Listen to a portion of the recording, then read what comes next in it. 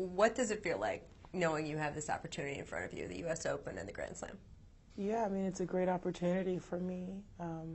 But honestly, winning that Serena Slam was, for me, super important because it made me feel like, okay, I was able to win 4 in a row, twice in my career, and, you know, that's pretty amazing. And this actually will be 5 in a row, so it'll be more than a Grand Slam. Right. It's kind of how I look at it, so that's how I feel about it. You seem relaxed about it. How do you manage pressure so that it doesn't overtake you? Well, you should definitely come to my practices because I'm not relaxed at all.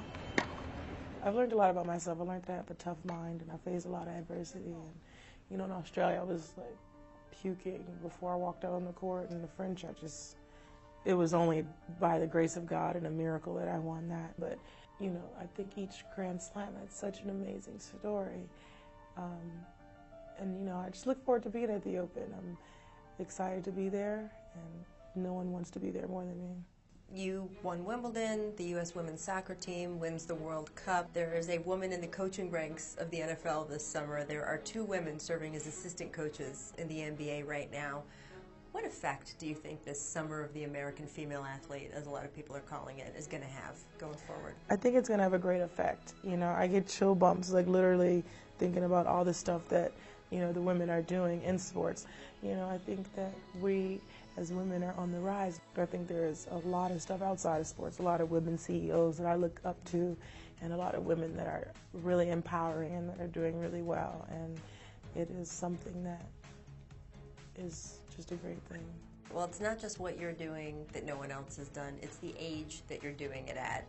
You're doing it 33, but a lot of people are doing it 23. I think it just boils down to me being good at what I do. Yeah, I'm 33, but if you look at it this way, if you go to a doctor and you tell your doctor, oh, I'm 33, he's like, oh, you're really young. And then you're like, in the sport, you're like, oh, you're, you know, vintage. And you look amazing. We've seen you on all of these magazine covers. When you were a kid, you didn't see a lot of people who looked like you on the covers of these magazines looking so glamorous and beautiful.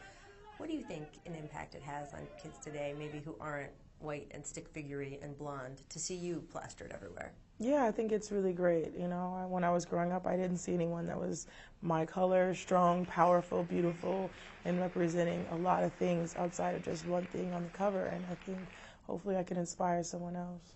Let's switch gears and talk about your family. Your sister Venus has been diagnosed with Sjogren's syndrome, which is a condition that causes your immune system to attack itself.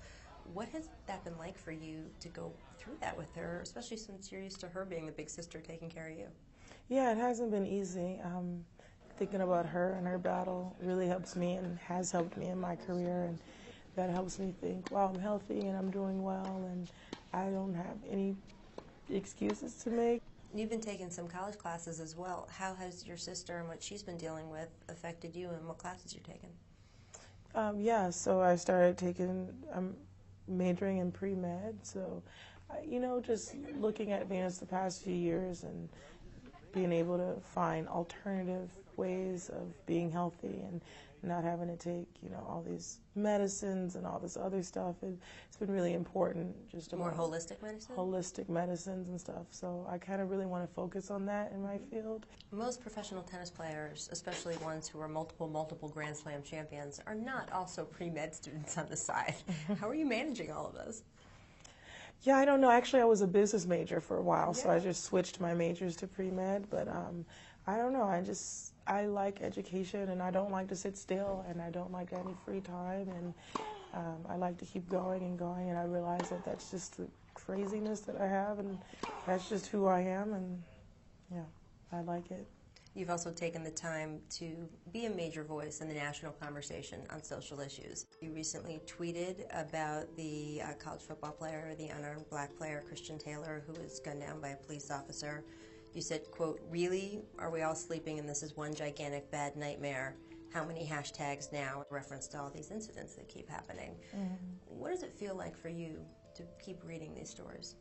Well, I think not just for me, but I think a lot of people in America and outside of America are kind of frustrated and concerned, and But I really think it just boils down to people as a nation pulling together. And it's not just me. It's not just me speaking out. There's a lot of people that are speaking out. And it's a whole nation that's coming together. And we're just asking the same question, why?